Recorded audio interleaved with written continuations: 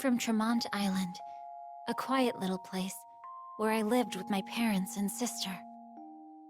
Things were good, except my sister was suffering from a terrible condition. We couldn't treat her on Tremont, so she was forced to travel to another island, all on her own.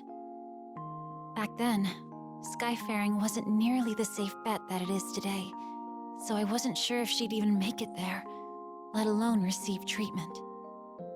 I loved my sister more than anything, so waving bye to her as she took off toward an unknown future was the hardest thing I'd ever done. I hoped beyond all hope. I hoped till it hurt that her cure would be swift and she'd sail back to me with each setting sun. But the days, they grew into months. Sometime after she left, a brutal pandemic spread across Tremont, crippling our population in a matter of days. I was shocked, watching the good people I'd known all my life pass away. But I was horrified when it claimed my parents. And when it came for me, I knew death was waiting at the front door. What can I do? I thought, lungs heavy and weighing me to my bed. What could I do but turn to the skies and pray? Please, if you're listening, I want to hear my family. I want to hear their voices again. My pleas were answered, but not by salvation. No, it was Celeste, the primal beast of death, who descended from the heavens. She stole death from the suffering islanders, preventing them from slipping into the afterlife. They became zombies, sentient and rotting. Unlike the others, my corporeal form faded away, leaving my spirit to haunt the land. This, at least, gave me a faint hope. If I was given an unlife, then perhaps my mother and father would be given the same gift. But the months, they grew into years. And it became clear that though Celeste held dominion over death, life was a more complicated matter. It was my wish that had brought unlife to Tremont. I was to blame for turning my hometown into a living cemetery. If the villagers knew what I had done, well, that's why I chose to haunt the manor on the outskirts of town. Alone in those halls, with no one to talk to, I counted the days until I lost track of time. Solitude was better than guilt. Isolation was better than hearing my name used as a curse. But with time, the silence ate away at my name, until even I forgot who I was.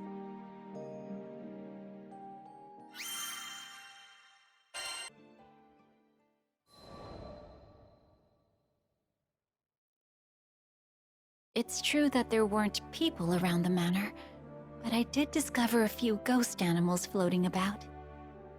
They took a liking to me, probably because of our shared ghosthood, and I gave them cute names to show my affection.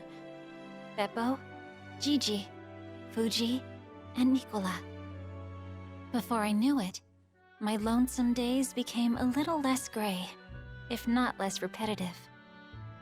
I watched so many tomorrows and yesterdays pass me by. I felt as stale and constant as the mists that covered the island. That all changed when the crew came to my manor. They were a cheerful, lively group, but also straightforward and intimidating. It had been so long since I needed to interact with other people. I knew that if I made contact, I would have to acknowledge the real depth of my loneliness. So I ran, and they gave chase. So I ran again, and they followed once more. No matter where I fled, they found me, undeterred by my spectral form or my ghostly pets. Finally, I decided to ask them about their situation. Thanks to the mists, they explained, their airship was grounded on Tremont. Like me, like the other islanders. We were all prisoners of Celeste. So long as she still had a pact with the island, there would be no refuge from her fog. But By the same token, her powers preserve the unlives of Tremont's people, myself included. If Celeste was brought down, we would fade with her. It troubled me, but I knew it was a necessary course of action.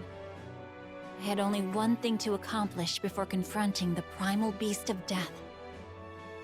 I needed to come clean to the Islanders. It was time to make amends.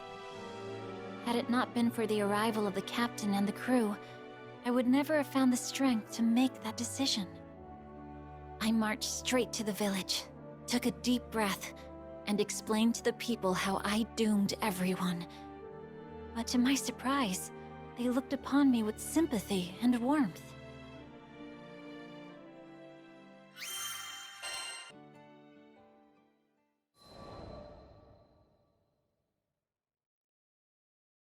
With the understanding and support of the Islanders, I called Celeste once again, but she didn't appear, and the mist still covered the island. That's how I learned the truth. It wasn't only me who had crossed Celeste's fate with our own. The other culprit was the doctor who was traveling through our village, back when the pandemic first appeared. He was secretly conducting research to summon Celeste. We hurried to the place where he resided, but when we arrived, we found that his consciousness had already been swallowed by the primal beast of death, and he couldn't cough up any helpful information. Despite the setback, I joined with the crew and the Islanders to find and defeat Celeste. The mists parted, and the island returned to its former state. Its residents began to pass into the great beyond, disappearing into light. Before long, everyone I'd known had been lifted into the bright sky, leaving behind only their memories. I closed my eyes and waited for my final moments. But no matter how long I waited, I never began to fade. Left behind, yet again. I stared out at the village, devoid of residents. I was alone, but I could accept that. At any rate, the nameless ghost was no more, because a strange man gave me an oddly familiar name. So long as I had that name, and my memories with the crew, I could wait decades, maybe even centuries, for my sister to return. I think the captain, however, couldn't bear leaving me to such a hollow fate, and invited me to the crew. But how could I leave the island? I knew that my little sister would come back to me. Even though we were no more than graves and warm thoughts, this is where her family was laid to rest. If she came back and no one was waiting, wouldn't she be sad? That's why I knew I had to stay. But the captain wouldn't hear of it. If I was worried about my sister, I should go look for her. It was a new chance. I had never been off my island.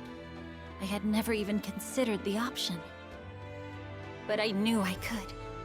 I just needed to find the courage. And that's how I set out on a journey with the crew. Somewhere, out there in that big blue sky, my sister is waiting for me.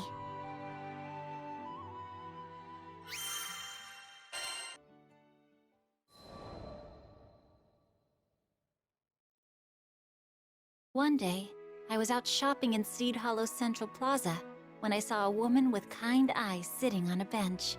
She was absorbed in her needlepoint. "Your embroidery is beautiful." Oh, aren't you a dear? Thank you. Her smile was genuine and cozy, just like the blanket she was working on. She told me it was a present for her beloved.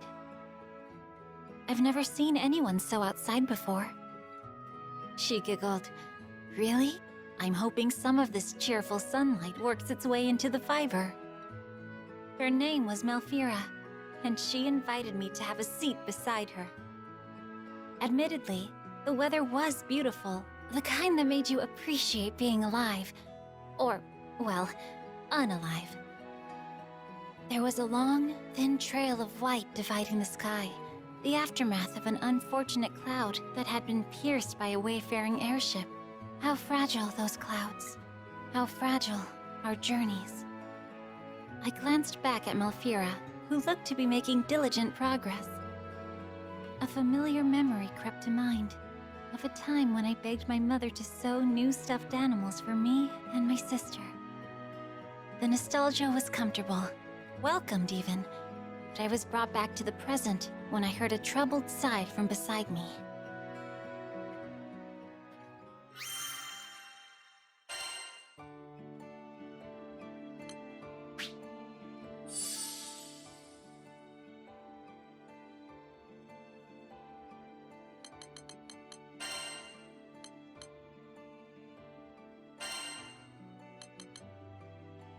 Let's do it!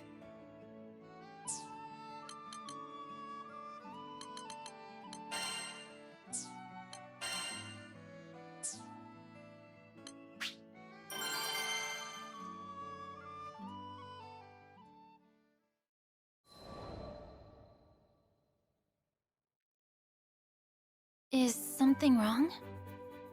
Such a forlorn expression didn't match Malfira's cheerful disposition. Oh, sorry to worry you. It's nothing I would bother a stranger over. Malfira forced a grin and stretched the throw across her lap. It's just, I had hoped to use warming thread on this little project. What kind of thread? I didn't even know there were different types of thread. But according to Malfira, there was a type of insect native to Fondom whose silk was imbued with magic. Items made from this silk were said to retain a comfortable warmth all year round. If only I could get to Fondom on my own. And then there's the matter of tracking the insect. Her smile never quavered, but the way her eyebrows stitched together, ever so slightly, covertly signaled her true disappointment. I could do it for you! I know I look young, but I'm a veteran Skyfarer! I put my hands on my hips and puffed out my chest, a posture I hoped would inspire confidence. Oh, that's sweet. But it was just a silly thought. My fault for having unrealistic expectations, really.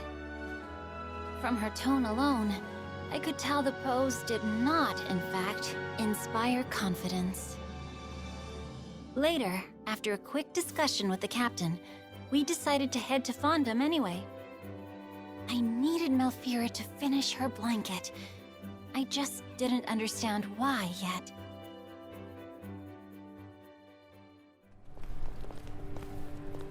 Okay, let's do this. According to Sierra, the insect in question nests atop the local wildlife, but there's a rumor a vicious monster also makes its home here. Stay on your toes. Those look like fire spirits. We better get them before they get us! Burn you up! Perish! We got them!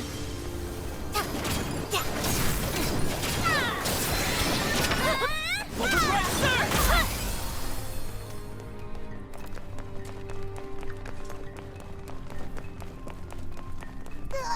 It's so hot! I feel like my sweat is sweating! Why are we going through the trouble again? Sorry. I just wanted to put a smile on Malfira's face. She looked so... I don't know... forlorn? But it was your first time meeting her, wasn't it? Who's she to you? I know it's a weird connection, but her name... it sounded like my sister's. How's that?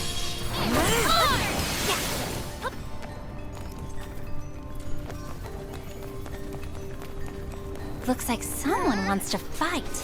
Let's teach them not to butt in. Thanks a bunch, Ferry!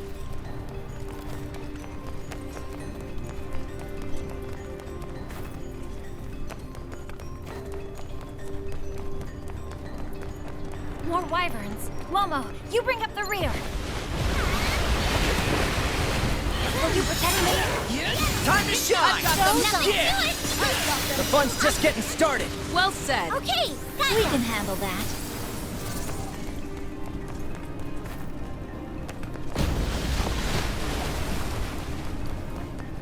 It's all right, Nicola.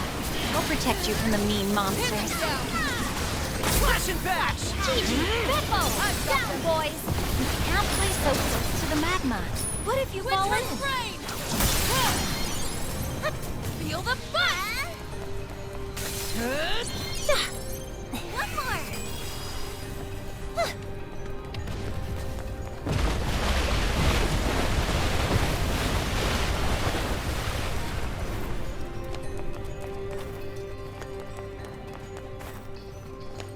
Huh? What's that? Vern, look out! It's a monster in disguise! You must be that vicious monster we heard about. If you thought you could get a leg up on us, you have another thing coming. Now, get whipped! I'll finish this! Let's go now!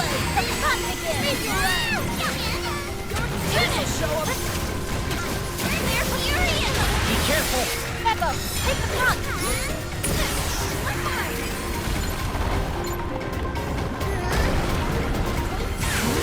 Fuji, Nicola!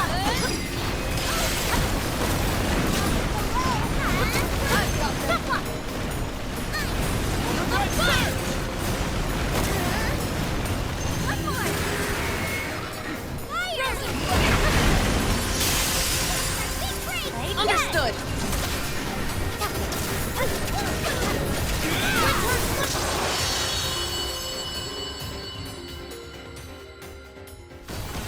Nice! Another one in the book! Now we can find that bug in peace.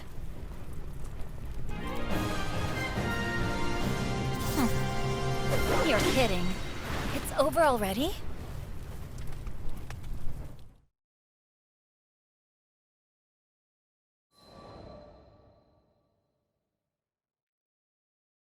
Is this what you were looking for? I proudly displayed the hard-won thread to a surprised and overjoyed Malfira. My word, you really are a Skyfarer, aren't you? She took the spool for a closer look. Yes, this is the genuine article. I can't accept this for free. Let me see what money I have on me. From her purse, she pulled a single, unfamiliar coin. I knew from its extravagant design that it wasn't in circulation anywhere near Seed Hollow, but it looked valuable all the same. I refused the gesture. Retrieving the thread was my decision. I wanted to see that blanket finished. A reward was never part of the equation. Malfira's grin bloomed into a full belly laugh. She told me I was a strange girl. Laughing with her, I replied that I had met stranger.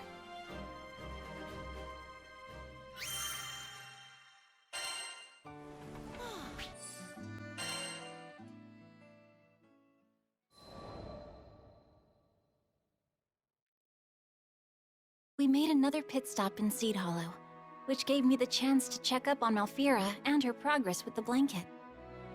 Lyria and Vern came with me, and their eyes lit up when they saw her intricate embroidery, just like mine did that first sunny day. Though I hadn't known Malfira for very long, I felt a kinship with her, and I liked to watch her determination evolve with each new stitch. But most of all, I liked that her kind smile, maternal and comforting, was always able to put me at ease. I'd never met anyone so genuine. In fact, nor had my pets. Who's a spooky boy? Yes, you are. Malfira playfully scratched behind Beppo's ears. The mood was light, so I decided to learn a little more about my friend. I noticed you're in the Central Plaza quite often. More or less. I don't have much else to occupy my time. Not with that silly boy still playing in the sand. Malfira's partner was a geologist on dispatch in Dolly, an extended dispatch, it seemed. Dolly was an island of deserts, with bitterly cold nights. To Malfira, a cozy blanket seemed the perfect way to combat the harsh environment. Maybe it won't be necessary. He's coming back for a visit on the Airbus next month, and I'm about to burst with excitement. Her joy should have been infectious. Try as I might to put on a brave face, my heart sank at her words. The Airbus from Dolly? Of course.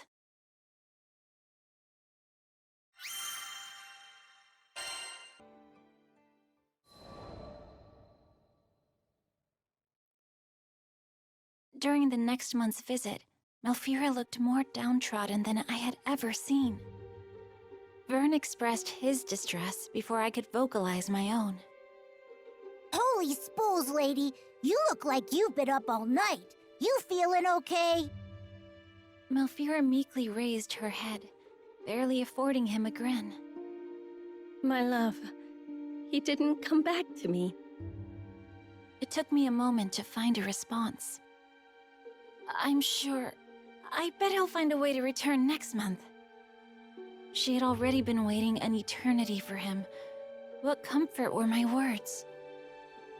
And yet, she still found the strength to smile. I hope so. I'm so tired of moping around like this. It's getting harder to stay positive, but I'll find a way, for his sake. That man, you know, he's so absent-minded, he probably mixed up the date on his ticket. Malfira unrolled the blanket across her lap, checking the backing of her stitching. I've poured a lot of love into this design. I hope he likes it. As she vacillated from melancholy to forced cheer, and back again, I had to bite my lip for fear my thoughts would spill out.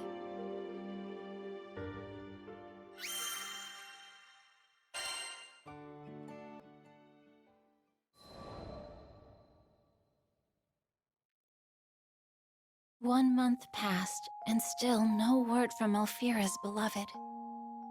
I'm sure he has his reasons. Lyria tried to comfort the young seamstress, but Malfira's smile was noticeably dimmer than before. Yes, you're right. He's not one to take risks or push himself too far. There's nothing to worry about, I'm sure. Her words sounded strained, like she was trying to convince herself. I thought I knew what was happening, but I couldn't bring myself to acknowledge it. Not yet. We were all stuck in awkward silence, so I changed the subject. How did you two meet? It was in this very plaza. He was a bookworm, so he came here to do his reading. I was out catching some sun myself when he found the courage to sit next to me. I turned to greet him and he shoved a book on embroidery in my face. Not the greatest first impression, huh? Energy returned to her movements. Color returned to her smile. So what did you do? You're going to laugh. I told him I already owned the book. His face turned pale as a ghost, but it was cute, seeing him all vulnerable. So I asked his name, and the rest is history. She shut her eyes, savoring the nostalgia. Then she sighed. Guess I'll have to go to Dolly and drag him home myself, won't I? No, not that. I couldn't let her go to Dolly alone. After witnessing her optimism return, I couldn't let her learn the truth.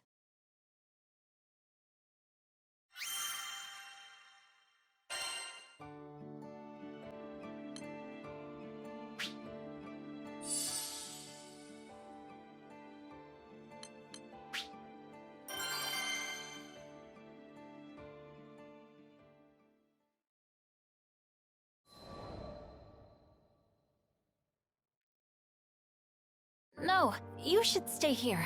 We'll go for you. Dolly can be a dangerous place, and I'm sure your partner wouldn't want anything to happen to you. I hoped that logic would be enough. Dolly? Dangerous? But so many people live there. But if a sky-faring crew is offering their services, who am I to deny professionals?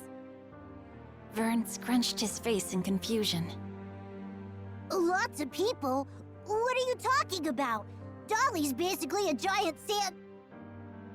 A quick nudge was enough to interrupt Vern. I hoped Malfira had missed the majority of his comment. You can trust us. We handle this kind of assignment all the time. We'll be back before you know it. Okay, let's do it. My air of confidence, false though it was, seemed to bring her welcome relief. Could you take the blanket with you? I wanted to give it to him myself, but I know he's probably already spent weeks freezing at night, and it won't do me any good here.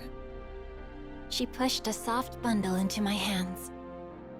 It was warm to the touch, thanks to the silk from Fondom, but it was also warm to the soul, thanks to the love and care that Malfira put into every stitch. Of course, it would be my pleasure.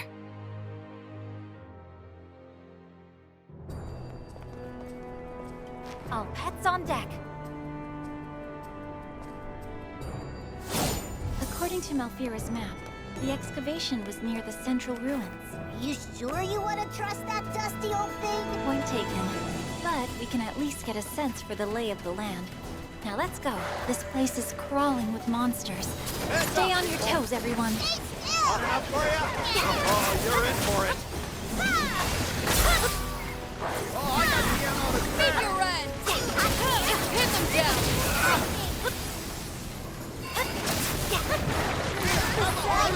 Making this difficult. Play dead!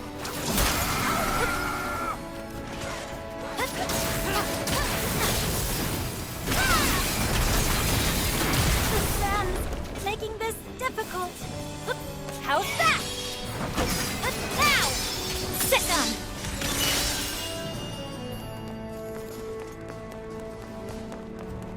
Clean this place up so we can start our search. Beppo, take the front!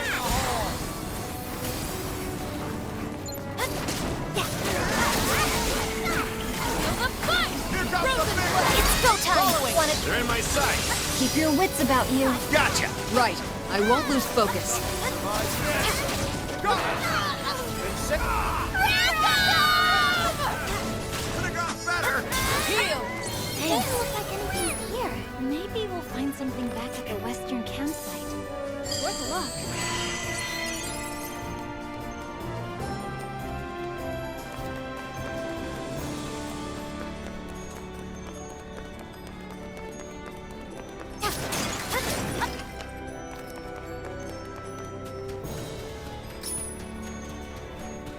Do these guys get paid to fight us or what? I'm starting to get restless. Come on, let's hurry. Winter's rain! Here, have a hold on. Heads up. Will you protect me? No more!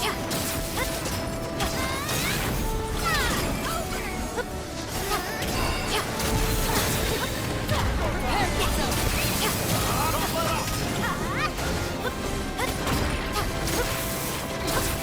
You're finished! Ready yourself! Lights out!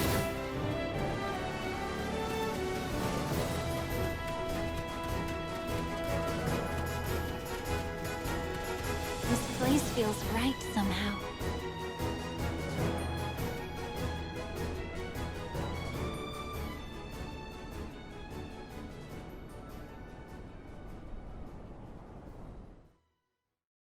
I think I saw someone over there. Let's go.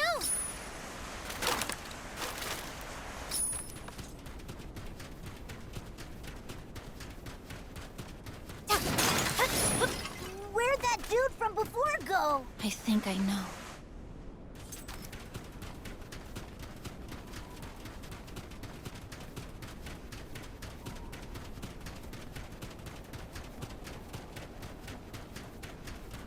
No, it can't be. I'm afraid so. He's no longer with us, but we've at least found his resting place.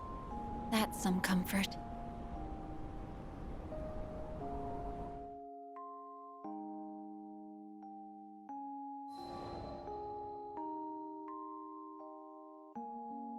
What?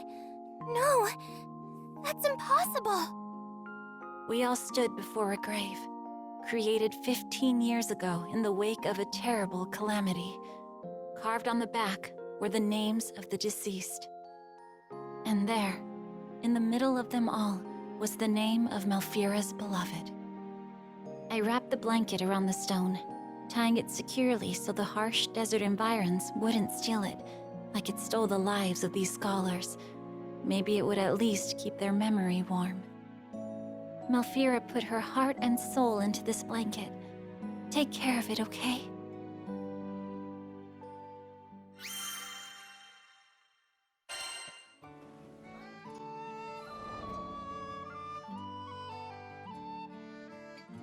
When I returned to Seed Hollow, Malfira's voice was shaky. Is he okay? I couldn't face her as I struggled out a response. He's fine. He said the survey was taking longer than expected, that it's going to be a while before he can join you. Oh, thank goodness. I was starting to fear the worst. She was relieved. I was crushed. But how could I bring myself to tell her the truth? He said thanks for the blanket, that he'll never feel cold again. Of course he won't. We made sure of that by retrieving the silk from Fondom.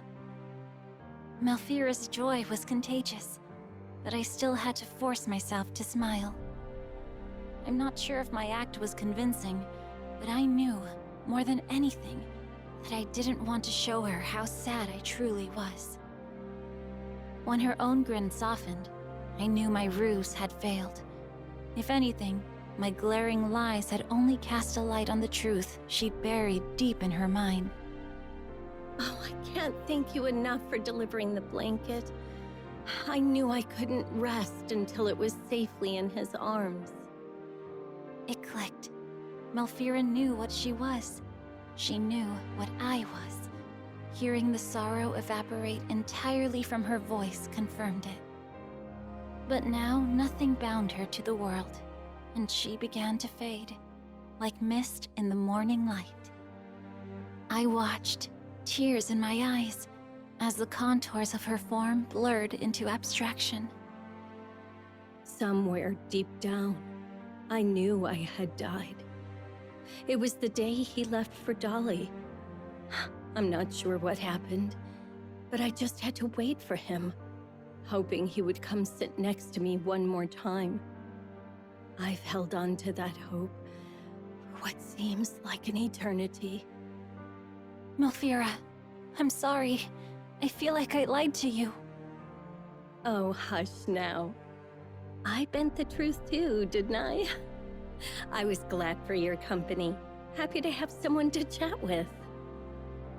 Malfira brought her hands to her chest and looked up to the infinite blue stretching above us. Do you think he liked the blanket? Do you think he's warm now? He was overjoyed. You found the best thread, stitched away in the sun, and poured your love into it. How could he not be? She smiled her last to me, more genuine and placid than ever before. Before we went to Dolly, I wanted to confirm my suspicions about Malfira. I checked with an airship engineer about airbuses to the desert. Dolly? No liner's been out that way for about 15 years now, on account of what happened and all. He explained that the last ship to Dolly was filled with scholars and their families, leaving on a journey from which they'd never return. But 15 years. She'd been waiting 15 years to deliver her gift. I knew her isolation. I wouldn't let her wait any longer.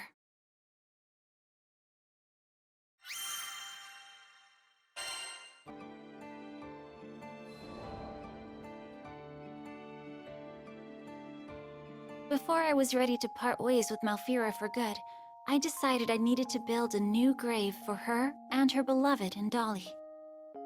I realized that she had been right.